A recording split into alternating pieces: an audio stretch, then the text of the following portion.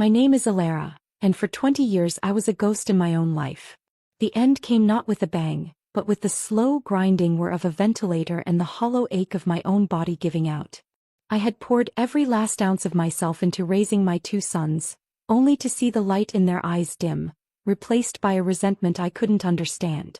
My husband, Kalen, had been my jailer, his infidelity a 15-year-old open secret, and the 1,000 yuan he tossed me each month was the paltry price of my confinement. When I opened my eyes again, the sterile white of the hospital was gone. I was standing in the living room of the first home Kalen and I had bought together, the air thick with the scent of his cheap cologne and the acrid tang of betrayal. A sharp pain throbbed on my forehead. My fingers came away stained with blood. Memory crashed over me like a wave. This was the day. The day I found the receipt for a diamond necklace that was never mine. The day our shouting match ended with his shove, the sickening crack of my skull against the glass coffee table, and the darkness that followed. In my previous life, I had woken up insistent on divorce, only to be worn down by the chorus of his relatives. Just bear with it, they'd said. Isn't this how every family is? My own sister, Serafina, had begged me to come home, but my pride had become my prison. I stayed, a stubborn monument to a marriage that had long since rotted, refusing to make way for the other woman, Leora. My stubbornness didn't hurt them, it only killed me. A cold, unfamiliar clarity settled in my mind. This time everything would be different. I stumbled to the bathroom and looked in the mirror. A thin trail of blood marred my brow. It wasn't enough. The injury was real, but the story needed to be undeniable. My eyes, once dull with exhaustion, now held a glint of steely purpose. I looked around, my gaze landing on a heavy glass vase on the vanity. Without a second thought, I picked it up and smashed it against the already wounded spot. Fresh, hot blood welled and spilled down my temple. The pain was sharp and bright, a necessary sacrament for my rebirth. I looked at my reflection, the blood, the wildness in my eyes, and I finally smiled. It was a grim, satisfied thing. With blood still dripping, I ran out of the apartment, letting a panicked whimper escape my lips. I timed it perfectly, bursting out of my door just as Mrs. Albright, the building's most prolific gossip, was shuffling down the hallway. Help! I cried, my voice trembling with awe I didn't know I possessed. Please help me. My husband is going to kill me. Mrs. Albright's eyes widened with a mix of horror and voracious curiosity. What? That bastard! She exclaimed, pulling me into a bony, perfumed hug. Don't you worry, dear. He wouldn't dare. I'm calling the police right now. Tell me everything. I buried my face in her shoulder, careful to let the blood smear on her expensive silk blouse. I can't go on, I sobbed. He's been seeing another woman. He said I should make way for her or he'd kill me. I gave him 2 sons. I served his family for years and he never has a kind word. And now he wants to buy a house for that woman. I felt her body tense with outrage. I had no doubt she would weave my tear-stained, blood-smeared account into an epic tale of martyrdom that would spread through the entire complex before lunch. The police arrived swiftly. A young female officer, her face a mask of professional calm, took one look at me and her jaw tightened. She first took me to a clinic to have the wound dressed. A suspected brainstem injury, the report would later say, and then brought me to the station to give my statement. It wasn't long before Kalen was summoned. He strode into the station lobby, his face a thundercloud of irritation. The moment he saw the officers, it melted into an unctuous, ingratiating smile. "Officers, my deepest apologies," he said, bowing slightly. "A simple marital quarrel. Nothing serious. So sorry to trouble you." The young female officer who had taken my statement slammed her hand on the desk. "You know perfectly well whether this was a quarrel or domestic violence," she snapped. He acted with such impunity. I knew that for marital disputes, mediation was the primary approach. Kalen, after giving his statement, came out bowing and scraping. Yes, I'll definitely change. You're absolutely right to educate me." The moment he turned to face me, his eyes filled with a ferocious promise of later retribution. I didn't give him the chance. In front of everyone, I let my eyes roll back and fainted. The performance secured me a hospital examination and a diagnosis that would make any future quarrel legally perilous for him. We returned home that night in a tense, silent truce. The battlefield was set. I had fired the first very public shot. And I knew with a chilling certainty that the real war was just beginning. The family tribunal was coming, and this time I was ready. The silence in the apartment the next day was a physical presence, thick and heavy with unsaid things. Kaylin had left early, slamming the door, no doubt to seek solace with Leora. I spent the morning not in tears but in quiet, methodical planning. I knew his family. Their arrival was as inevitable as the tide. Around 1 in the afternoon the storm broke. The door flew open without a knock, and in marched Kaylin's sister, Rhiannon, her face a permanent scowl of disapproval. Behind her shuffled his mother, Morwen, the master manipulator who played the saint while her son played the devil. Rhiannon's eyes scanned the room, landing on the bowl of noodles I was calmly eating for lunch. Her lip curled. "Alara, my brother works himself to the bone to earn money. Keeping you at home is just for cooking and cleaning.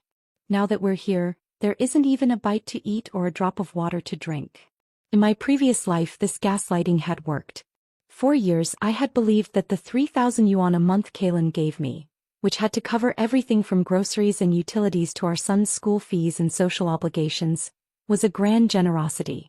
I had budgeted with the precision of a field marshal, believing the lie that everything in this household was supported by him.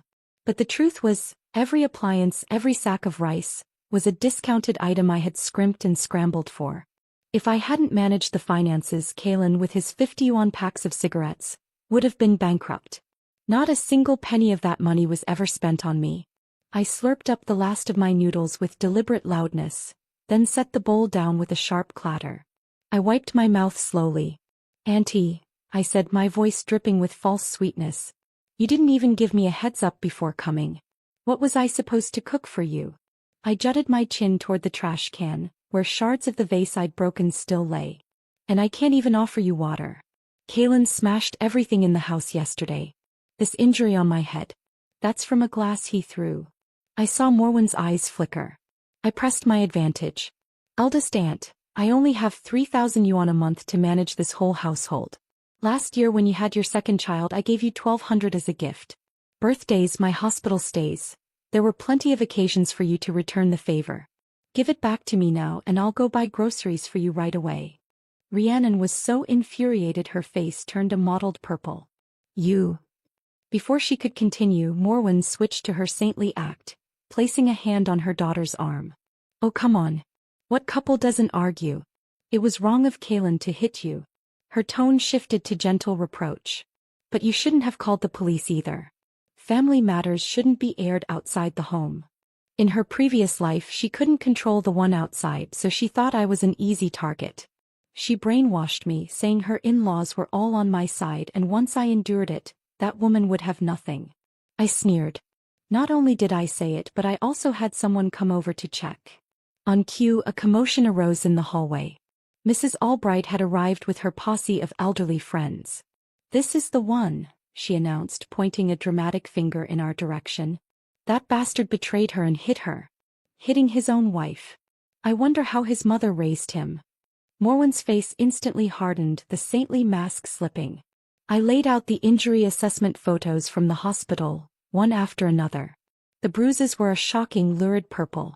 "None of you try to talk me out of it," I declared, my voice ringing with a conviction that startled even me. "I'm definitely getting a divorce. If I don't, I'll sue him." Kaylin, who had likely been listening from the hallway, burst in, his pride finally shattered. "Fine. Let's divorce. I've long wanted out of this marriage." I could see the conflict warring on Morwen's face. She didn't want the divorce. She knew her son was almost 40 with nothing to his name except this marital home, which had drained the family savings. He would never find another fool of a woman as hardworking and uncomplaining as me. It was then that my 2 sons appeared at the doorstep as if summoned by the tension. Lysander the elder and Orion the younger. Their eyes met mine, and in that electric moment I saw it. A cold, ancient understanding that did not belong to children. I knew. My sons had also been reborn. "I want to live with Grandma," Lysander said, his voice flat. "Me too. I want to go with Dad and Grandma," Orion echoed, not looking at me. The 3 of us locked eyes. Understanding flashed between us, a silent pact forged in the fires of a shared, miserable past. Morwen, upon seeing her two grandsons seemingly choosing their father's side, beamed with a triumphant joy. "Ah, my two precious grandsons. Grandma hasn't spoiled you for nothing." The public mockery and the defection of her grandsons solidified her decision. "Divorce, it must be done." Kaelin looked at me and smiled smugly as if to say, "See? Without me you have nothing. Not even your sons." I almost laughed. He had no idea how expensive it was to raise a child, or that he had just welcomed two vipers into his nest. The house wasn't in my name and I had paid for the renovation. When it came to dividing the assets, I knew what was coming. But this time I was ready for them. The feast was over. The serpents were turning on their master. The divorce proceedings were a grotesque pantomime. As I anticipated, Morwen had the audacity to claim the house was bought by the Vance family. "At most we'll give you 30,000, she said, her voice syrupy with false magnanimity. "Take it or leave it. Or you can just take the furniture." The furniture was nearly a decade old, worn down by the years of my labor. My family was out of town and she was certain I wouldn't be able to haul it away. He was wrong. I was not going to indulge her. I would not leave my dowry for Kaelin and Leora to enjoy. If I was to move out so the other woman could move in, I would leave them a shell. I directly called Mrs. Albright and her friends. "Aunties," I said, my voice heavy with feigned resignation. "I have to leave. Kaelin's new wife is moving in. Please take whatever you fancy from this place. I can't bear to see my things used by her." It was like releasing a flock of well-dressed vultures. They descended with a gleeful energy, carrying off the television, the standing lamp, the good china, and the silk curtains. For the unwanted items, the scratched dining table, the lumpy sofa, I called the scrap collector from the end of the street and had him haul it all away. Kaelin watched, his face turning a deeper shade of green with each piece that left his home. "Elara," he seethed, his voice a low growl. "You have such a vicious heart." I rolled my eyes, a gesture I had never dared in my previous life. "Would leaving my dowry for you and that woman be considered not vicious?" I asked sweetly. The divorce certificate was issued, a flimsy piece of paper that felt like a pardon from a death sentence. Kaelin, freed from the shackles of our marriage, quickly set a wedding date with Leora. On their wedding day, my sister Serafina arrived. She was a force of nature, her anger a righteous storm.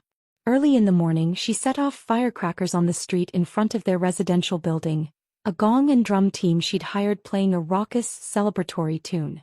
All the neighbors knew Kaelin was getting remarried, so the noise wasn't out of the ordinary. Serafina handed out candy to everyone she met, beaming brighter than the bride.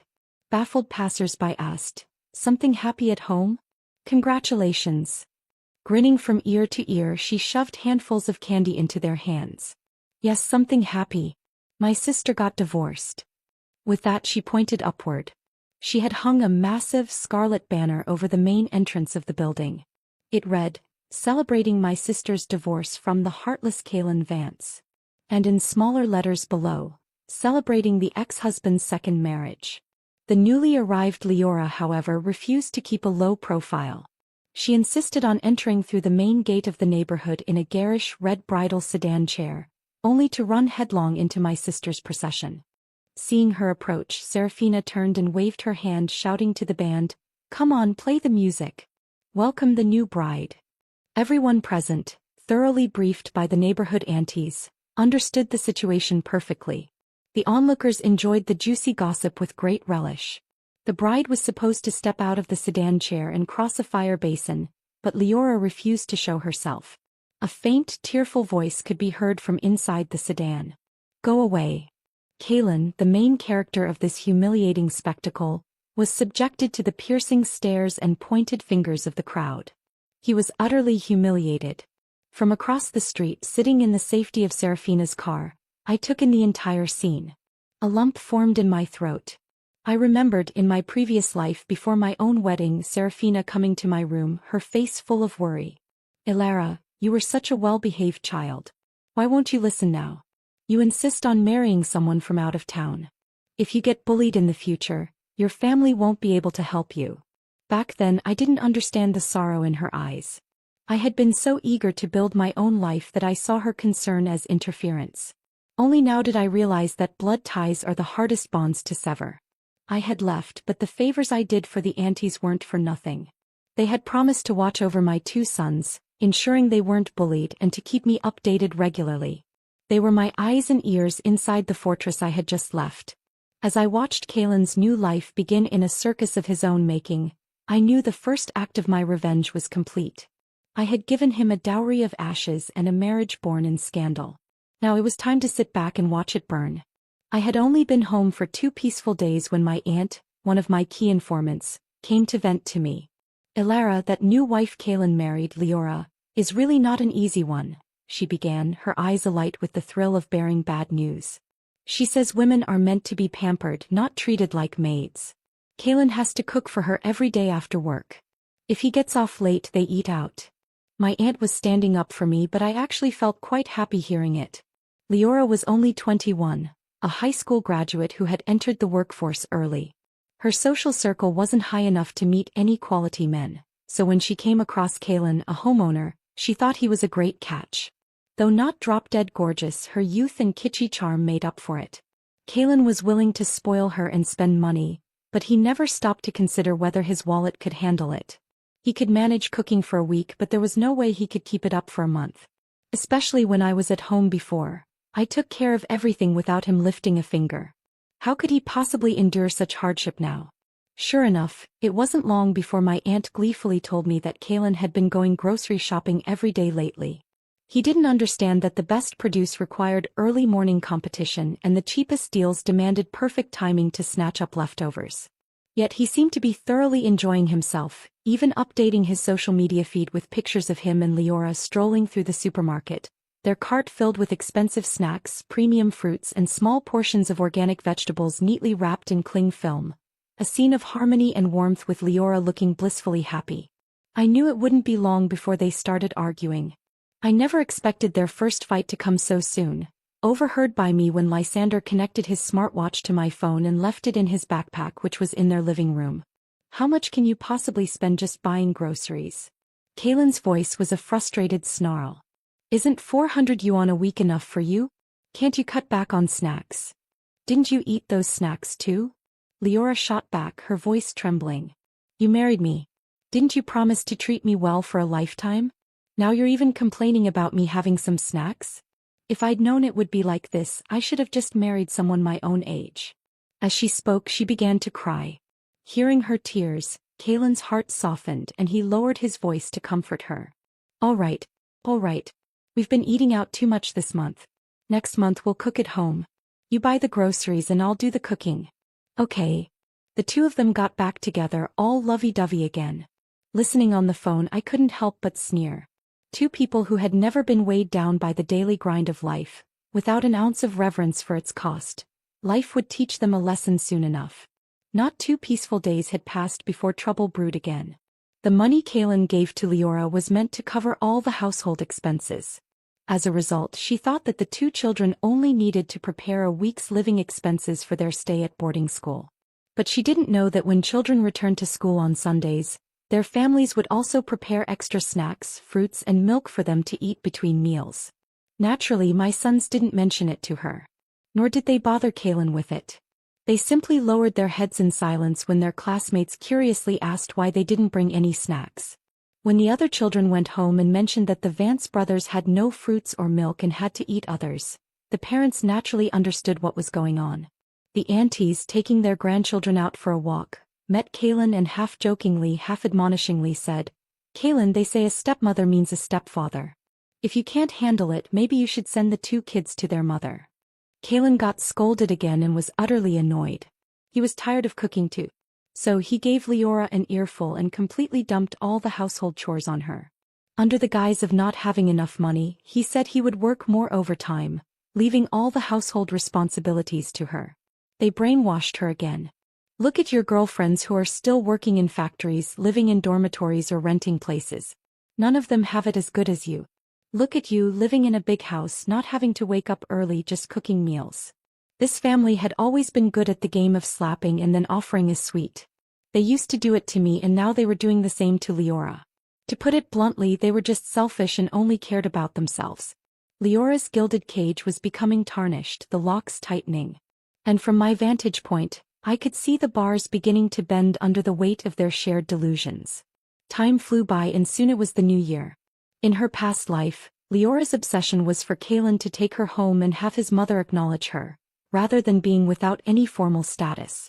Now that she had achieved her wish and become the rightful daughter-in-law of the Vance family, she genuinely considered herself a part of it and thus more readily accepted their brainwashing and emotional manipulation. On New Year's Eve, Kaylin video called me. I took the call and the ones who appeared on the screen were my two sons, their faces etched with a reluctance that was pure artistry. Before I could speak, Morwen's face filled the frame, smiling widely. Oh, these two kids, it's only right to wish their mom a happy new year. Why the reluctance? It's all my fault for spoiling them. She turned her saccharine gaze to me. Elara, don't take it to heart. Kaylin also chimed in with feigned seriousness. Exactly. Lysander Orion. Wish your mom a happy new year and I'll give you big red envelopes. Watching the smug expressions of the Vance family on my phone, I couldn't help but beam with joy. My son's acting was really good. The less close they were to me, the more they integrated into the Vance family, the easier it was to turn it upside down. Happy New Year, Lysander muttered before quickly turning his face away. But the Vance family thought it was a face-saving gesture and smiled as they bid me farewell. I heard a background voice say, "Here, two kids, 200 each." I also smiled and said goodbye. Putting down my phone, I met my mother's disapproving look at the dinner table. She pursed her lips. Ungrateful children. All that love wasted on you. I smiled and picked up a piece of meat for her. All right, they'll understand when they grow up. Then I abruptly changed the subject. Is Uncle Lin setting up a factory? Do you want me to go help? Mother was taken aback. How did you know? Of course I knew.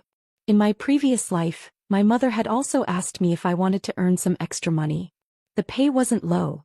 Calculated monthly, it was even higher than Kaylin's salary.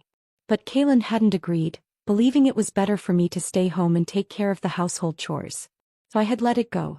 Little did I know that later, Uncle Lin became prosperous, his factory growing larger. The employees who had weathered the tough times with him in the early days were all given shares, receiving tens of thousands in dividends every year. The regret of that missed opportunity had festered in me for a lifetime. My friend mentioned it. I lied smoothly. I want to do it, Mom. I want to earn money to support you in your old age. Compared to the unbearable days of my past life, being away from Kaylin, not having to raise children and just focusing on earning money felt absolutely amazing.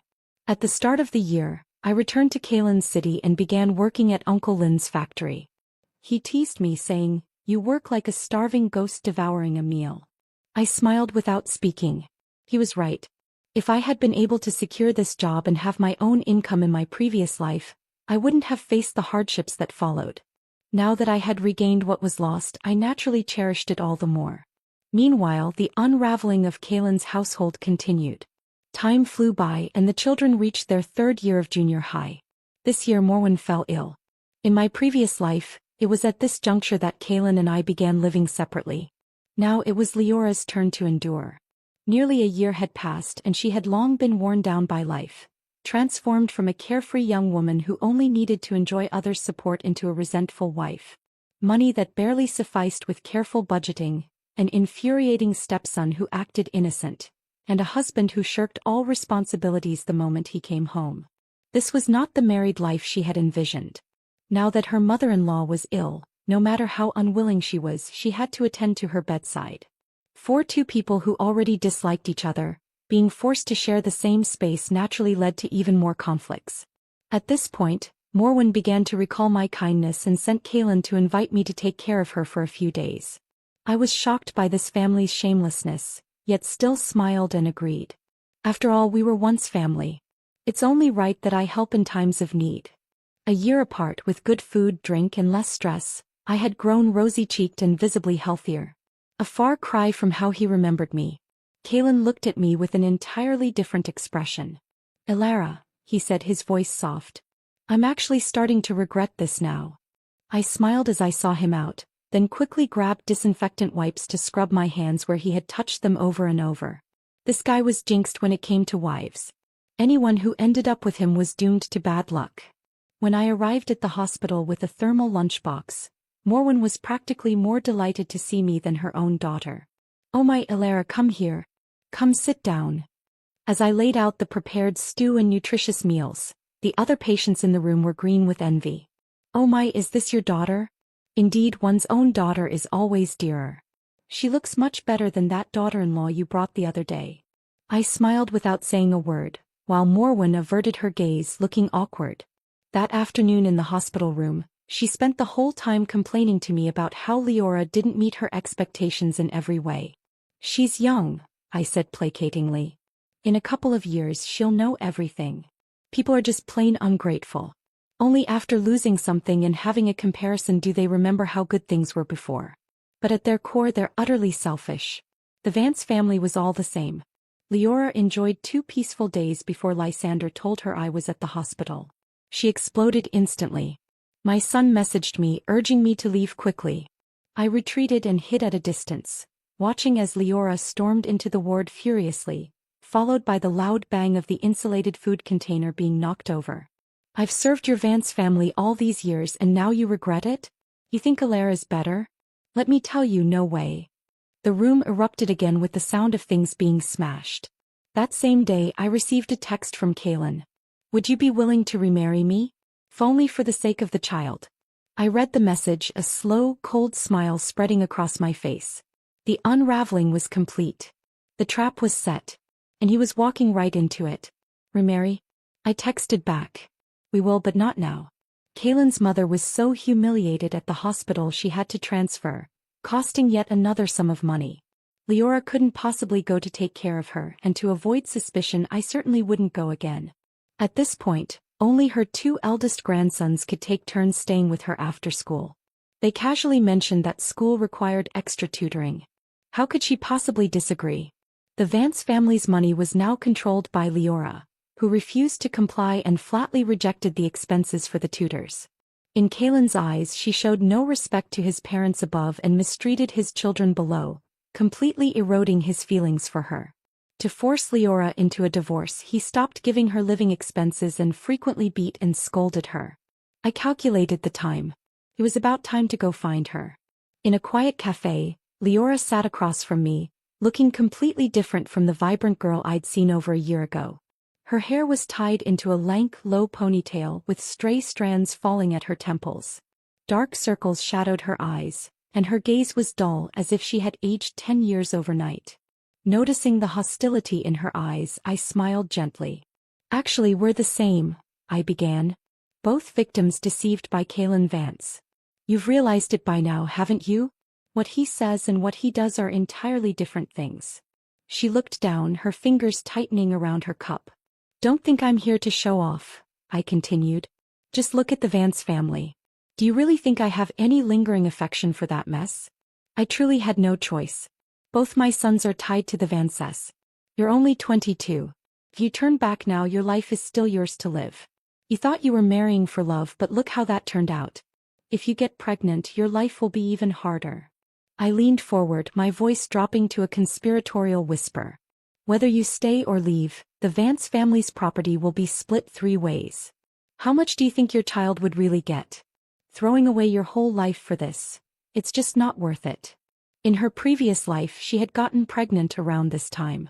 If she gave birth, it would mean competition for my son's inheritance. I needed her to see the light. Leora figured it out. She took the initiative to file for divorce. She came into the marriage with nothing, so naturally she left with nothing.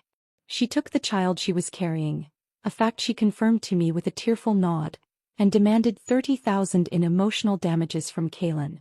I nodded. That's the price. That was the price for a woman abandoned by Kaylin Vance.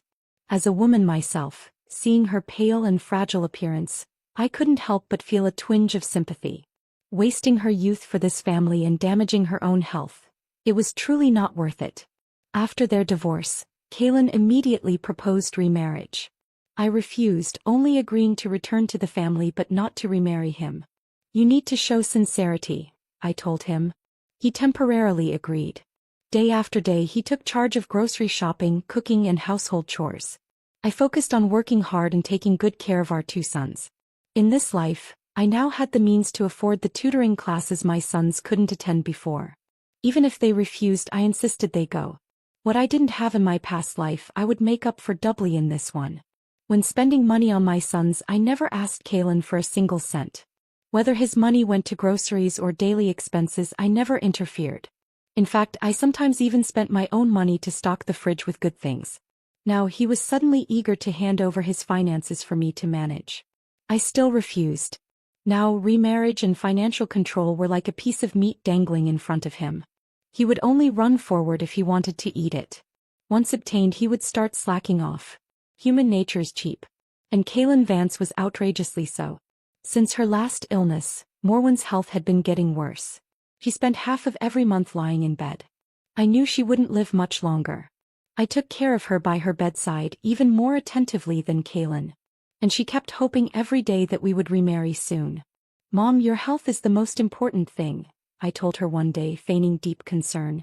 "Let's go to the hospital for a checkup." The examination revealed mid to late stage lung cancer. The doctor explained that chemotherapy could cost hundreds of thousands and might not even cure it, while conservative treatment would only give her this year. I ran up and down inquiring about commercial insurance, but they clearly stated they didn't accept those already diagnosed. I made sure all the neighbors saw my efforts. One of them, Mrs. Finch, saw me and asked in confusion, "Elara, that family treated you like that. Why are you still coming back to jump into the fire pit? Why can't you think clearly?" I just smiled without answering. How could they possibly realize that the foolish woman before them, who was wholeheartedly devoted to the in-laws who had hurt her, was actually planning her final, perfect revenge? Kalen was moved. At the dinner table, his face was full of remorse. "Elara, I was too foolish before and couldn't see that you were the only one who truly cared for me. From now on, let's live happily together as a family of 4. Okay." As he spoke with deep emotion, his eyes actually welled with tears. I watched that crocodile tear and exchanged a glance with our 2 sons. We all knew he wasn't truly remorseful. He was just afraid. Afraid that we might abandon him now. Afraid that I, who could make money, was living well on my own. But both my son and I were people who had lived through hell once before, demons clawing our way back from the abyss. How could we possibly soften our hearts because of his few hypocritical words? The kind are bullied, the tame are ridden. Morwen passed away as expected. And under the weight of his grief and fear, Kalen finally wore me down. We went to the Civil Affairs Bureau and got our marriage certificate. The prodigal wife had returned. And she had brought hell back with her. The night we remarried, Kalen held me and cried bitter, drunken tears, confessing his mistakes into my unresponsive shoulder. I endured his hypocritical embrace, my mind clear and cold. "Kalen," I whispered, my voice soft with feigned fear. "I was so scared when Mom passed away. It was so sudden." I felt him stiffen. "After going through so much, we finally have a stable little home. If I suddenly fall seriously ill and it's incurable, that's one thing. But what I fear most is not having the money for treatment." I pulled back slightly, looking into his bleary eyes. Should we buy some insurance? Just to be safe." He found this reasoning quite sound. My fear seemed genuine, and the idea of financial security appealed to his selfish nature. He readily agreed. That weekend we went to the insurance company. I had done my research. I guided him toward a high-coverage life insurance policy, the premiums of which would be a manageable stretch for his salary. The agent explained the terms and Kalen nodded along, his mind still clouded by grief and his desire to please me. Watching him finally pick up the pen and sign his name on the contract, a profound, almost spiritual calm settled over me. The weight that had been in my heart for 2 lifetimes was completely lifted at last. My signature was already on the line as the sole, irrevocable beneficiary.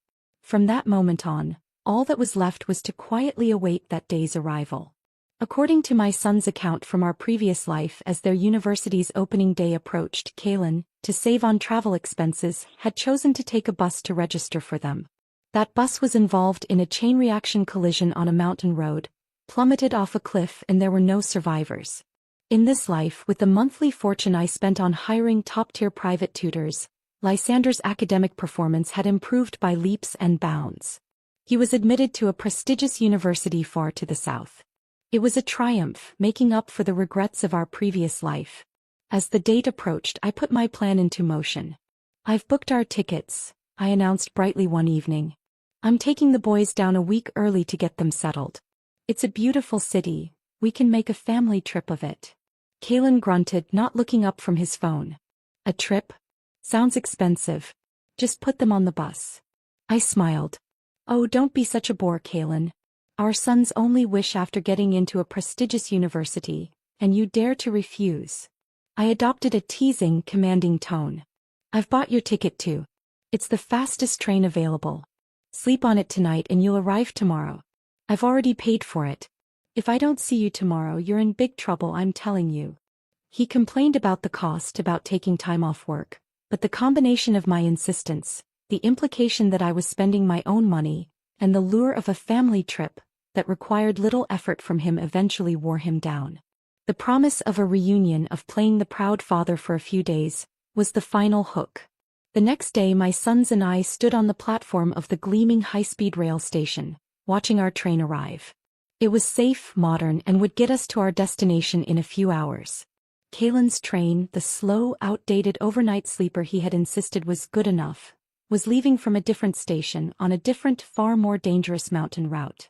We boarded our train and found our seats. The atmosphere was tense. We didn't speak. We just waited. The next morning we arrived safely in the southern city.